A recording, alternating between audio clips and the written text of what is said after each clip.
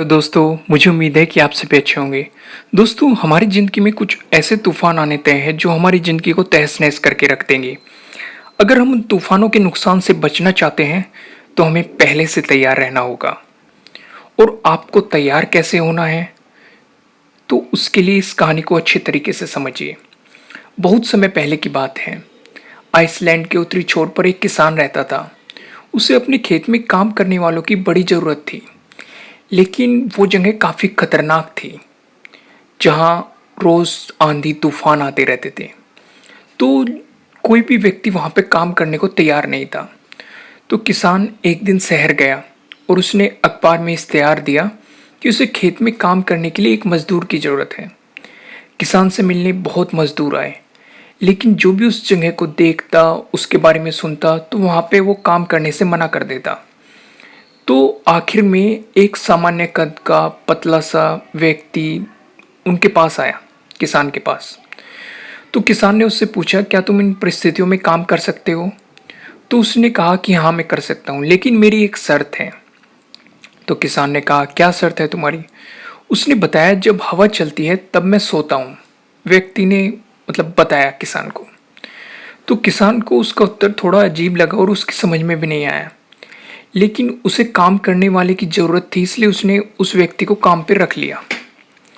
और वो व्यक्ति काफ़ी मेहनती निकला।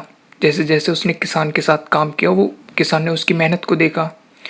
तो सुबह तक वो सुबह शाम खेतों में काम करता था। किसान भी उससे काफ़ी संतुष्ट था।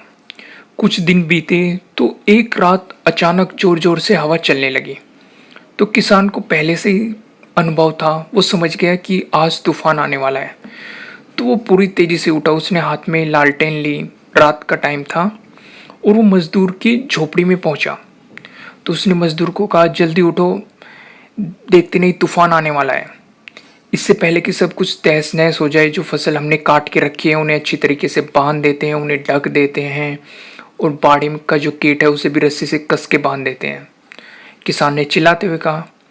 तो मजदूर बड़े आराम से लेटा रहा और बोला, नहीं सर, मैंने आपसे पहले ही कह दिया था कि जब हवा चलती है तब मैं सोता हूँ। तो यह सुनते ही किसान को बहुत गुस्सा आया। उसके मन में यह आया कि इस मजदूर को यहीं पे गोली मार दूं, पर अभी बहस करने का वक्त नहीं था। तो किसान को तूफान का अंदाजा था। तो उसने सोचा कि पहले तूफान से जितनी चीज़ें बचाई जा सकती है वो बचा ली जाए।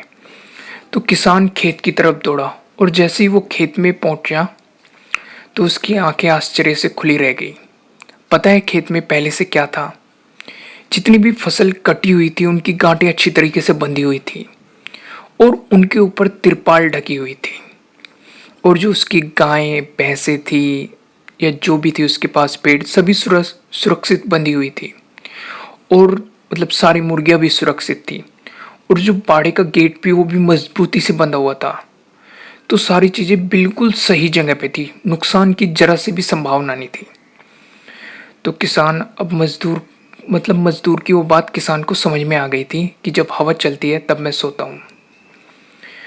तो दोस्तों मैं आपको यही समझाना चाहता हूँ कि हमारी ज़िंदगी में भी कुछ ऐसे ही तूफान आने वाले हैं।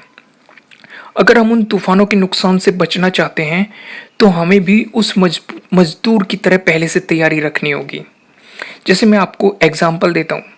अगर किसी स्टूडेंट की बात करें तो तब एग्ज़ाम आते हैं तो वो सोचता है कि हमारी कोई तैयारी नहीं है, मैं एग्ज़ाम में फ़ेल हो जाऊंगा, मैं एग्ज़ाम में अच्छा परफॉर्म नहीं कर पाऊंगा, इस तरह की बातें सोचता है। लेकिन अगर वही स्टूडेंट पहले से रोज़ थोड़ी थोड़ी तैयारी करेगा तो एग्ज़ाम आने पर वो एकदम फ्री रहेगा, रिलैक्स रहेगा और एग्ज़ाम में अच्छे मार्क्स लेके आ सकता है। पर लेकिन कंडीशन है, उसे पहले से ही तैयारी रखनी होगी। मैं आपको एक और एग्जांपल देता हूँ। हमारी लाइफ में हमें टाइम टाइम पर पैसों की ज़रूरत पड़ती है।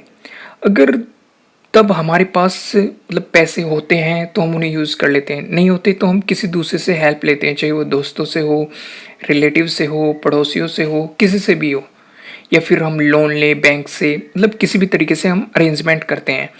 लेकिन अगर हम हर महीने थोड़ी थोड़ी बचत करेंगे तो हम ज़रूरत पड़ने पर उन पैसों का सही जगह पर और सही इस्तेमाल कर सकते हैं।